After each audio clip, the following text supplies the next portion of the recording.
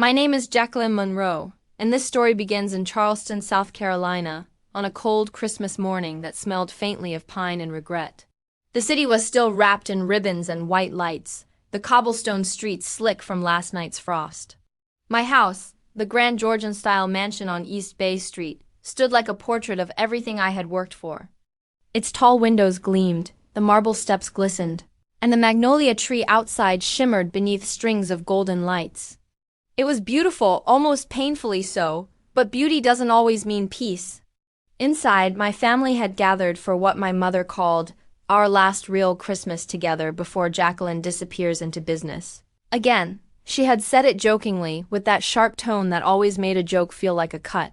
I had flown in from New York, where I'd been finalizing an acquisition for Luminaire, my skincare empire that had grown from one small studio in Portland to boutiques across America and Europe. People said I was one of the youngest self-made millionaires in the industry, worth more than $300 million, but to my parents I was just the daughter who worked too much and loved too little. That morning, the house was filled with the smell of roasted chestnuts, the soft notes of Bing Crosby, and tension so thick it could have been carved like the turkey on the table. My mother Margaret sat at the head of the dining table, perfectly composed in her ivory silk blouse and pearl necklace. Her hair, styled as if she were meeting the Queen of England, hadn't changed since I was 10. My father, Edward, was behind his newspaper, pretending to read the financial section, though I knew he already knew every number better than I did. To them, image was everything, and I was the crack in their porcelain world. I watched as the maid poured champagne into their glasses. The chandelier sparkled above us, scattering light across the gold-rimmed china. My sister Eliza, the darling of the family, smiled like she was floating through a dream. She was everything my parents wanted: polite, pretty, and predictable. She'd married a banker from Atlanta who wore tailored suits and said, "Yes, ma'am," with a smile that hid ambition. I had waited all morning to speak. My hands trembled slightly, though not from fear, from the weight of the moment. I had been rehearsing my words on the flight from New York. "Mother, father," I began, my voice steady, "I have something to tell you. It's important." My father folded his paper neatly, but my mother didn't even glance up. "Oh God, Jacqueline, please don't tell us you're buying another building. We can barely keep up with your success." Eliza chuckled softly, and I forced a smile. "No," I said. "It's not business. It's personal." Finally, my mother looked up, pearl earrings glinting under the light. "Personal?" she repeated, as if the word itself were foreign. I took a breath. "I'm pregnant." The sound of silverware against porcelain stopped. Even the music in the background felt like it paused. My mother's fork clinked gently against her glass, and her eyes, those sharp blue eyes that could silence an entire room, locked on mine. "Pregnant?" she said slowly, her voice cutting through the air. "With whom, Jacqueline?" "Don't tell me it's that photographer from Boston." I swallowed. "His name is Henry, and yes, he's from Boston. He's kind, creative, and—" She slammed her napkin onto the table. "He's nobody. You think you can just throw away your reputation, your family's name, everything we've built, for some man who takes pictures for a living?" My father spoke at last, his voice low. "Margaret, calm down. Don't you dare tell me to calm down, Edward. Our daughter is destroying herself. And us." She turned back to me, fury trembling in her voice. "You are not married, Jacqueline. You are not even engaged. Do you understand what people will say? What this means for your company, for our family?" "It means," I said quietly, "that I'm going to be a mother. And I'm proud of that." Her face froze, a perfect mask of disbelief. "I will not have you nor that illegitimate child associated with this family," she said through clenched teeth. "You are dead to me, and I've cut you from the will." I felt my breath catch, but I didn't let it show. I'd been raised to never show weakness. I glanced at my father, hoping for even a flicker of softness. But he just looked down at his hands, silent. That silence, his silence, was worse than her words. So I did what pride demanded. I stood up, straightened my coat, and looked at them one last time. "You don't need to cut me from the will," I said calmly. "You've never given me anything I couldn't build myself." I turned and walked toward the door. On the sideboard near the tree sat a small silver box, their Christmas gift from me. I picked it up, then placed it neatly on the table in front of my mother. "Merry Christmas," I said, and left the room. Outside, the air was sharp, the streets quiet except for distant church bells. Snowflakes floated down like ashes from a burned-out fire. I walked toward my car, the hem of my coat brushing against the wet pavement, and for the first time in years I felt both empty and alive. I didn't look back at the mansion, though I knew the windows were glowing behind me. Somewhere inside, my mother was probably screaming, my father brooding, my sister whispering. They would open that box soon enough. Inside was a letter, my final act of honesty. In it, I had written everything they never knew. How the luxurious life they flaunted, the mansion, the cars, the travel, had all been funded by me. How the money in their accounts came from my company, through quiet monthly transfers I'd made to help them maintain appearances. How they had been living, for years, not off their legacy, but off mine. When they read it, I knew their world would collapse. They had spent their lives building walls of pride, and now I had handed them the truth that would tear those walls down. As I drove away, Charleston faded in my rearview mirror, its Christmas lights shimmering like ghosts. The radio played softly, but I wasn't really listening. I pressed a hand over my stomach, over the small, fragile secret growing inside me, and whispered, "We're going to be okay." That was the moment I realized something important. I didn't need their approval, or their love, or their inheritance. I had built everything they worshipped, and I could build again. That morning I left behind not just a house, but a history. I walked away from the people who raised me, and from the person they expected me to be. And when I crossed the bridge out of Charleston, the first rays of sunlight broke through the gray sky, spilling gold across the water. It felt like a promise. A promise that this time I was choosing my life, not theirs. When I left the Monroe house that Christmas morning, I didn't drive straight home. Instead, I pulled over near the Battery Promenade, where the sea breeze carried a faint scent of salt and history. The waves rolled quietly against the stone wall, and I sat there for a long time in my car, watching the horizon blur between gray and silver. I should have felt free, liberated even, but freedom has a strange way of feeling heavy when it first arrives. The silence was deafening, as if the entire world was holding its breath, waiting for me to decide who I would be without them. The small silver box I'd left on the dining table was more than a gift. It was a truth bomb wrapped in satin. Inside, beneath the neatly folded letterhead bearing my company's seal, was a single document that carried every secret I had kept from my family. It wasn't meant to hurt them, though I knew it would. It was meant to reveal what they refused to see, that I had been their provider, not their burden. They had always believed they were the generous ones. They thought the house in Savannah, the art gallery in Miami, the trips to Florence and Vienna, and every bottle of vintage champagne came from my father's long-dead inheritance. My mother bragged about old Charleston money whenever guests visited. I let her. It was easier to let her believe in that illusion than to shatter it. But every single luxury, every dollar of comfort came from me. It had all started 15 years earlier in a tiny apartment in Portland, Oregon. I'd moved there after college, chasing a dream no one believed in, not even me at first. The apartment had creaky floors, no heating, and a window that wouldn't shut completely. I worked 2 jobs, one as a receptionist at a dermatologist's office and another as a waitress at a late-night cafe, and spent my nights mixing creams and serums at my kitchen table. My hands smelled like lavender and exhaustion. I remember one evening after a 12-hour shift, I looked at myself in the cracked mirror above the sink and whispered, "This is not forever." It wasn't. With $300, I ordered my first batch of jars and labels.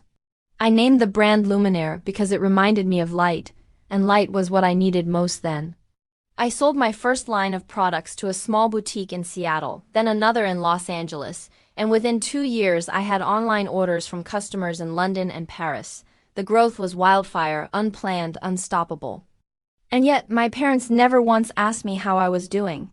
They were too busy hosting charity luncheons and summer parties in their Savannah home, funded quietly through accounts I had set up in their names.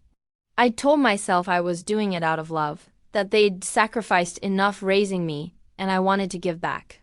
But the truth was simpler and far more painful. I just wanted to be seen. When Luminaire crossed the $100 million mark, I created a trust fund in my parents' names. Every month I wired them money, not directly of course, but through a network of accounts labeled as family endowments. I gave them everything I thought would make them proud: financial security, prestige, comfort. But instead of gratitude, I got criticism. "You work too much, Jacqueline," my mother would say, swirling her wine. "No man will want a woman who's married to her career." My father, quieter but sharper, would add, "Money is useful, but legacy is what matters.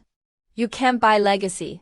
And now, all these years later, the irony was unbearable.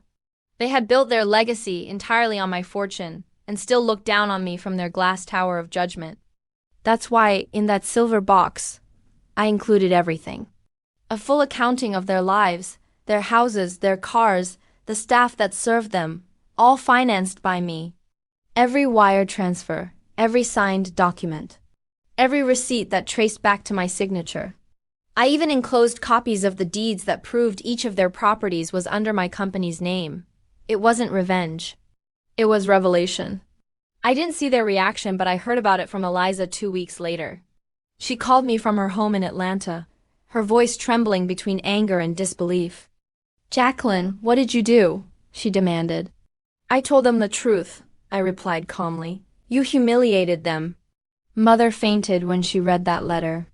Father threw a glass against the wall, the maid said. It shattered like a gunshot. "They're furious. They said you've destroyed the family." I almost laughed. There was nothing left to destroy. Eliza was silent for a long moment. "You didn't have to do that," she said finally. "You could have just walked away." "I did walk away," I said softly. "But I left the truth behind. It was the only thing I hadn't given them yet." She didn't call again after that. In the weeks that followed, I poured myself into work.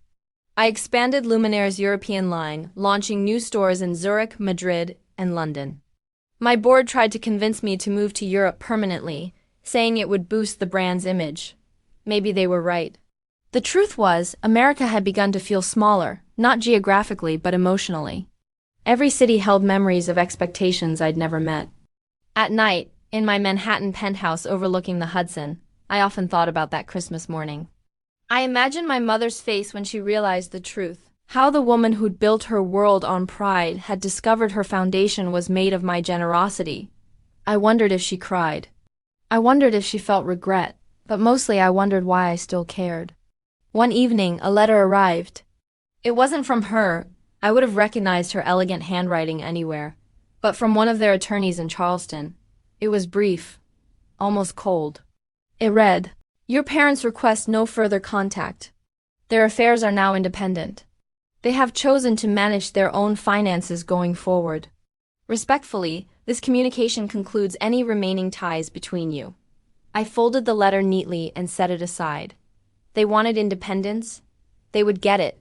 The next morning, I called my financial manager, David Lang, in New York.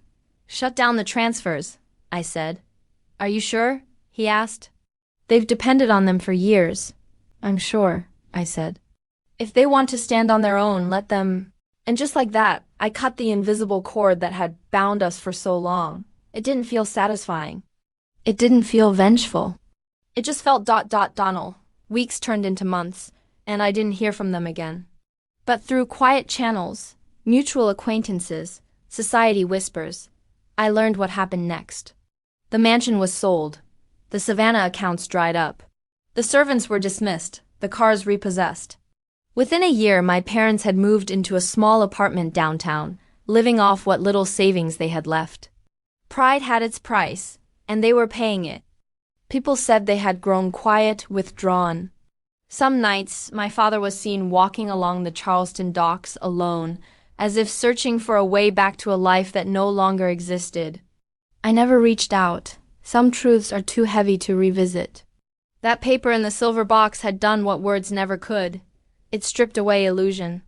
It showed them that everything they clung to came from the daughter they had disowned. And though they would never admit it, I knew somewhere deep inside, they finally understood who I truly was. The daughter who gave them everything, and then, finally, took back her name. When my son Oliver was born, the world finally seemed to make sense. He came into my life on a gray morning in Boston. In a private clinic overlooking the Charles River, the rain was steady outside, tapping gently against the window, almost like applause. I remember holding him for the first time, his tiny fingers curling around mine, his heartbeat quick and certain. For the first time in my 32 years, I felt the purest kind of love, one that didn't demand, didn't judge, didn't negotiate. It simply existed. The months after his birth were quiet but purposeful. I took maternity leave from Luminaire, something I'd never imagined doing. For once, I wasn't managing accounts or signing contracts. I was learning lullabies, sterilizing bottles, and counting the hours of sleep I never got. Henry, the photographer from Boston my parents had despised without ever meeting, stayed by my side the entire time. He wasn't rich or connected or powerful, but he had something far rarer: gentleness. We didn't marry right away. The idea of another formal contract after years of business negotiations felt suffocating. Instead, we lived freely, truthfully. When Oliver was 6 months old, Henry suggested, "Why don't we move somewhere quieter? Somewhere with cobblestone streets and fresh air instead of glass towers." I laughed, but the idea grew on me. So I did what I always did. I turned a thought into an action. Within 3 months, I had purchased a 4-story townhouse in Kensington, London, painted white with black railings and wisteria vines climbing up the walls. The air there felt different, lighter, calmer. In America, success had always been a race. In London, it felt like art. I remember standing on the balcony the first night, looking over the streetlights, hearing the hum of quiet conversation drifting from nearby cafes. I breathed and told myself, "You're not running anymore, you're rebuilding." I returned to work once Oliver turned 1. But I work differently now. I no longer chased expansion just for numbers. I focused on meaning. Luminaire had already conquered America, but Europe was my next chapter. We launched new stores in Zurich, Milan, Madrid, and London, each one uniquely designed, minimalist, warm, with an emphasis on natural ingredients and ethical sourcing. People loved it. The European market embraced me, calling me the Iron Magnolia, a name that both flattered and haunted me. They said it because I was strong, unbending, and southern, a woman who had built an empire without bowing to anyone. I smiled whenever journalists used it, but inside I knew the truth: magnolias only bloom in struggle. By my 3rd year in London, Luminaire had surpassed $400 million in global value. I stood on stages in New York, Paris, and Vienna, giving speeches about resilience and self-worth. I talked about how women could build empires from nothing, how self-belief mattered more than approval. People clapped, took notes, quoted me. None of them knew that every time I said, "Believe in yourself," I was really whispering it to the younger version of me, the one who had once begged for her mother's love. Sometimes in quiet moments between meetings, I thought about my parents. I didn't look for them, but the past has a way of finding you. One day, while reviewing marketing layouts in my London office, my assistant brought me a local newspaper clipping from Charleston. "You might want to see this," she said, her tone hesitant. The article was brief: local couple once prominent in Charleston society falls on hard times. It was about them, Margaret and Edward Monroe. The story mentioned the loss of their home, the sale of their possessions, and their retreat from public life. There was a small photograph, grainy, almost unrecognizable, of my parents sitting on a bench downtown, bundled in old coats. My mother's once perfect hair looked thin and gray, and my father's eyes were hollow. I stared at it for a long time, the image blurring as tears filled my eyes. I hadn't cried for them in years. That night, I sat at my desk long after everyone had gone. The London skyline glittered outside, but I felt only emptiness. I kept hearing my mother's voice from that Christmas morning. "You are dead to me." The words that had once burned in me like fire now felt cold, almost pitiful. I couldn't let them starve. No matter what they'd done, they were still my parents. The next morning, I called my accountant, David Lang, in New York again. "Set up a quiet account," I said. "A small one. $5,000 a month. I don't want it traced back to me." "Send it through Eliza." He hesitated. "You sure, Jacqueline? After everything?" "Yes," I said. "They'll think it's from her, that's fine. Let them keep their pride." And that's how it went. Month after month, Year after year, I kept them alive from across the ocean, never revealing my hand. I read about them occasionally, how they'd moved from one small apartment to another, then eventually to a shelter near the Charleston courthouse. People whispered that their daughter Eliza was a saint for taking care of them. I smiled every time I heard it. If she wanted to be the hero, I'd let her. One summer Eliza wrote to me unexpectedly. It was a short, shaky letter. She thanked me for not making things worse, then added, "They're different now. I think they finally understand what they did. Mother prays for you every night." I didn't know if it was true. I didn't know if it mattered. But I folded the letter and kept it in my desk drawer, right next to Oliver's first drawing, a messy stick figure of me holding his hand under a big yellow sun. By the time Oliver turned 5, we had settled fully into our London life. He went to a small private school near Hyde Park, and I spent my mornings walking him there through the crisp English air. He loved running through the puddles after rainstorms, his laughter echoing against the cobblestones. Henry and I eventually married quietly in Florence, with just a few close friends and no family. I wore a simple ivory dress and carried a bouquet of magnolias, a small, silent rebellion. On the night of our wedding, as we stood on the balcony overlooking the Arno River, Henry asked, "Do you ever miss them?" I didn't answer immediately. The water shimmered below us, and I thought of the mansion in Charleston, the laughter that had once filled it, and the pain that followed. "Sometimes," I admitted. "But missing them isn't the same as needing them," he nodded, wrapping his arm around me. "Then maybe that's how you know you've healed." Perhaps he was right. Years later, people still called me the Iron Magnolia, still admired my empire and quoted my strength. But what they didn't know was that my true empire wasn't built from creams or boardrooms. It was built from survival, from walking away and still choosing compassion. Even across the ocean, I remained tethered to the ghosts of my past. But for the first time, those ghosts no longer haunted me. They simply reminded me of where I came from and how far I had gone. It had been 7 years since I'd last stepped foot in Charleston. 7 winters, 7 Christmases, 7 lifetimes. London had changed me, softened my edges, strengthened my heart. But some ghosts don't stay buried across oceans. They wait. They linger. And that year, something inside me told me it was time to go home, not to stay, but to say goodbye properly.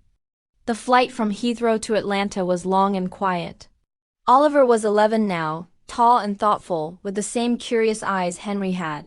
He sat beside me sketching airplanes in his notebook, completely unaware of the storm brewing behind my calm expression. Henry couldn't come. He was in Madrid shooting a winter campaign, and perhaps that was for the best. This was something I needed to do alone. When the plane landed, the southern air hit me with a strange familiarity, warm, heavy, scented faintly with pine and sea salt. I rented a black sedan and drove south along the highway toward Charleston. The further I went, the quieter the world became. Small towns gave way to marshland, and the sun dipped low, painting the sky in streaks of orange and violet. My heart thudded against my ribs as the first street signs appeared: East Bay Street, Meeting Street, Trad Street, all pieces of a past I'd folded away years ago. The Monroe House stood exactly where memory said it would, but time had not been kind. The once proud Georgian mansion, with its white columns and blue shutters, looked hollowed out. The paint had peeled, ivy had swallowed the southern wall, and the front gate hung crookedly on its hinges. The magnolia tree in the yard was still there, its branches bare and twisted like old hands. I parked across the street and sat for a long time, engine off, watching the house in silence. Once upon a time, this place had symbolized everything my parents valued: status, elegance, control. Now it was a shell, much like the people who had once lived in it. I wondered if they still called it home, or if even that word had become too heavy to claim. I stepped out of the car, my boots crunching softly against the frosted grass. In my gloved hands I carried a small box wrapped in gold paper. The ribbon shimmered faintly beneath the streetlight, the same kind of ribbon my mother used to tie around the dining napkins on Christmas morning. The air smelled faintly of wood smoke and cold rain. Somewhere nearby, a church bell struck midnight. I walked up the front steps slowly, every creak echoing through the stillness. The doormat was gone, the mailbox stuffed with old flyers and bills. On the doorframe, I could still faintly see the small carved mark where my father used to measure my height each birthday. I traced it with my gloved finger, feeling the ghost of a childhood that had long since dissolved. I placed the gold box on the doorstep, the same way I had left that silver one all those years ago. History, I suppose, has a strange sense of symmetry. Inside the box was a handwritten note, written in simple black ink. For everything you took, I gave more. For everything you hated, I forgave more. You taught me what love isn't, and because of that I learned what it truly is. Beside it, I tucked a stack of crisp bills, $10,000 and $100 notes, wrapped with a plain white ribbon. It wasn't about charity. It wasn't even about guilt. It was simply closure, wrapped in paper and silence. I stepped back, took a deep breath, and whispered, "Merry Christmas." Then I turned and walked away. I didn't look back. I couldn't. As I drove through the quiet streets of Charleston, memories played like a film behind my eyes. My mother's laughter at the piano, my father reading the newspaper, Eliza chasing me through the garden. I remembered the first Christmas when we were all happy, long before ambition and judgment had torn us apart. I remembered the last one too, when I told them I was pregnant, and my mother's voice had turned from silk to steel. How strange it is that love and cruelty can sound so similar when spoken by the same person. Downtown, I parked near the courthouse steps, the same place where I'd heard they sometimes slept when money ran thin. The city was quiet, the streets lined with flickering lights and wreaths. A man was playing a slow tune on a saxophone outside a cafe, his case open for tips. I walked past him and saw two figures sitting on a bench nearby, wrapped in blankets. An older woman and man, their faces hidden beneath layers of scarves. Something deep in me stirred, but I didn't stop. I couldn't be sure if it was them, and I wasn't ready to know. Maybe some truths are best left unnamed. I dropped a folded $100 bill into the musician's case, smiled faintly, and kept walking. Back at the car, I sat for a long time, watching the city breathe. Charleston had aged, but so had I. The woman who had once stormed out of that house with fire in her chest had become someone else entirely, someone calmer, surer, freer. I realized then that forgiveness isn't a gift you give others. It's a door you open for yourself. When I finally started the engine, the radio came on softly, an old Christmas song, the same one that had played that morning years ago when everything fell apart. I laughed quietly through the tears, the irony too perfect to ignore. As I crossed the bridge leading out of the city, I rolled down the window. The cold air rushed in, stinging my cheeks, carrying with it the scent of salt and magnolias. In the rearview mirror, Charleston shimmered behind me, a ghost of a life I once lived, fading beneath the horizon. By the time I reached the highway, the sky had begun to lighten, the first hints of dawn breaking across the water. I felt something inside me lift, not joy exactly, but peace. The kind of peace that comes when a story has finally told itself to completion.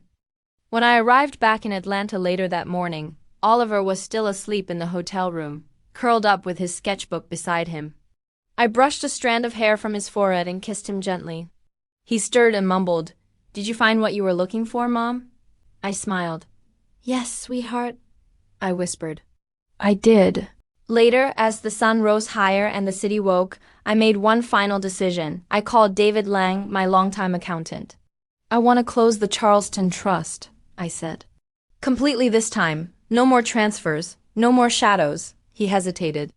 "You're sure?" "Yes," I said. "It's time." After I hung up, I sat by the window and watched the city below. Children were running through the snow-dusted sidewalks, couples laughing, bells ringing from a nearby church.